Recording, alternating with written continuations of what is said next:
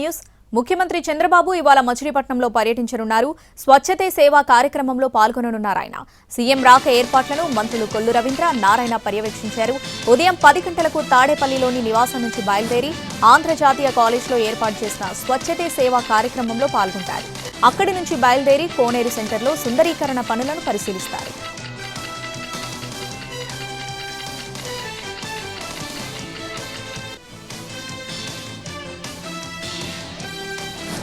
ప్రాయశ్చిత్త దీక్షను విరమించేందుకు AP deputy CM Pawan Kalyan తిరుమలకు చేరుకున్నారు. నిన్న సాయంత్రం తిరుపతిలోని అలిపిరి నుంచి మెట్ల మార్గం ద్వారా పవన్ కళ్యాణ్ కాలినడకన తిరుమల చేరుకున్నారు. పవన్ కు టీటీడీ వర్గాలు స్వాగతం పలికాయి. పవన్ కళ్యాణ్ వెంట జనసేన నేతలు, అభిమానులు భారీగా తిరుమల తరలి రావడంతో కోలాహలం నెలకొంది. ఆయన ఈ ఉదయం శ్రీవారిని దర్శించుకుని ప్రాయశ్చిత్త దీక్షను విరమించనున్నారు. పవన్ సాయంత్రం వరకు తిరుమలలోనే ఉంటారని తెలుస్తోంది.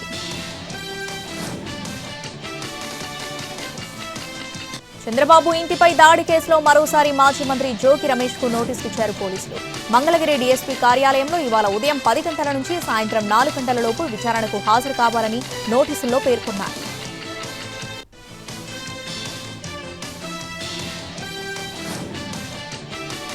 తెలంగాణలో ఇవాల్టి నుంచి బతుకమ్మ సంబరాలు జరగనున్నాయి. తెలంగాణ సాంస్కృతిక ఆధ్వర్యంలో బతుకమ్మ సంబరాలను ప్రభుత్వం నిర్వహించనుంది.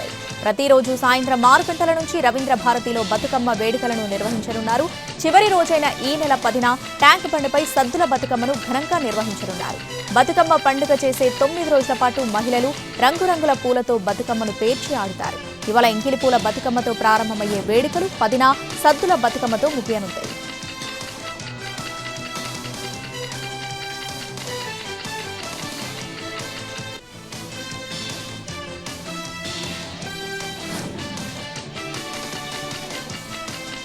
తెలంగాణలో మంత్రివర్గ విస్తరణపై దాదాపుగా ఓ క్లారిటీ వచ్చేసింది. దసరాకు కేబినెట్ విస్తరించే అవకాశం ఉంది. ఢిల్లీకి వెళ్లిన సీఎం రేవంత్ రెడ్డి పార్టీ పెద్దలతో చర్చించారు.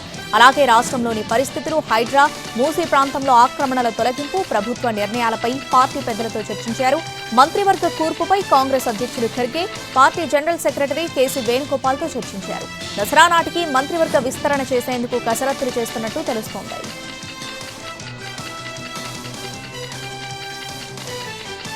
Musi river front development corporation తెచ్చిందే గత బీఆర్ఎస్ సర్కారని మంత్రి శ్రీధర్ బాబు స్పష్టం చేశారు.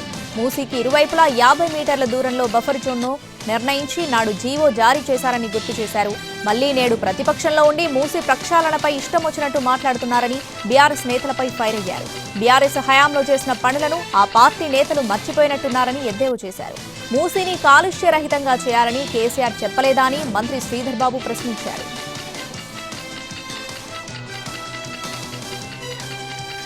తిరుమలలో కల్తీ నెయ్యి వ్యవహారంపై వచ్చిన రిపోర్టుపై సెకండ్ ఒపీనియన్ తీసుకోలేదన్నారు వైసీపీ నేత అంబటి రాంబాబు. నెయ్యి వాడారని, ఎక్కడ వాడారో తెలియదని సీఎం చంద్రబాబు అనటం సరికాదన్నారాయన. దీనిపై ఈవో రాష్ట్ర ప్రభుత్వానికి, సుప్రీంకోర్టుకు నివేదిక ఇచ్చారని గుర్తు చేశారు అంబటి రాంబాబు.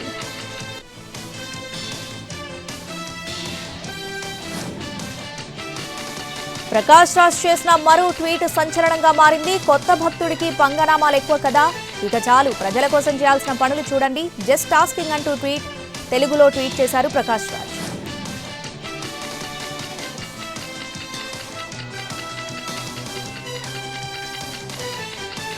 దేశానికి గ్రీన్ హైడ్రోజన్ హబ్ గా తెలంగాణ నిలవనుందని డిప్యూటీ సీఎం భట్టి విక్రమార్క అన్నారు.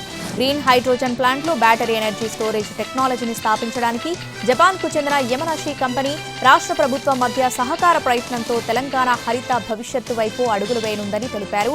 ఇక టోక్యో సమీపంలోని యమనాషి గ్రీన్ హైడ్రోజన్ కంపెనీ పరిశోధన, అభివృద్ధి కేంద్రాన్ని సందర్శించారు.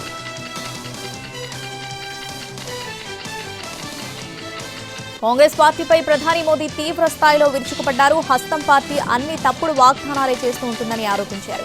దేశం కోసం ఎన్డీఏ ప్రభుత్వం తీసుకున్న నిర్ణయాలన్నింటినీ కాంగ్రెస్ వ్యతిరేకించిందని గుర్తు చేశారు. అయోధ్య నిర్మాణంలోనూ అడ్డు చెప్పింది. జమ్మూ కాశ్మీర్లో పూర్తి స్థాయిలో రాజ్యాంగాన్ని అమలు చేయడాన్ని వ్యతిరేకించిందని అన్నారు. పార్లమెంటు విధాన సభల్లో మహిళలకు రిజర్వేషన్లు నిరాకరించిందని తెలిపారు. కాంగ్రెస్ దేశంలో నెలకొన్న సమస్యలను పరిష్కరించడంలో విఫలమైందన్నారు ప్రధాని. అంబానీ లాంటి వ్యక్తి పెళ్లి కోసం కోట్లు ఖర్చు చేస్తే రైతులు అప్పులు చేయాల్సి వస్తుందని కాంగ్రెస్ అగ్రనేత రాహుల్ గాంధీ అన్నారు. హర్యానా ఎన్నికల ప్రచారంలో ఆయన మాట్లాడారు. పిల్లల పెళ్లికి సామాన్యులు లోన్లు తీసుకుంటారు. కానీ మోదీ తెచ్చిన విధానాలతో దేశంలో ఎంపిక చేసిన 25 మంది కోట్లు ఖర్చు చేస్తున్నారు.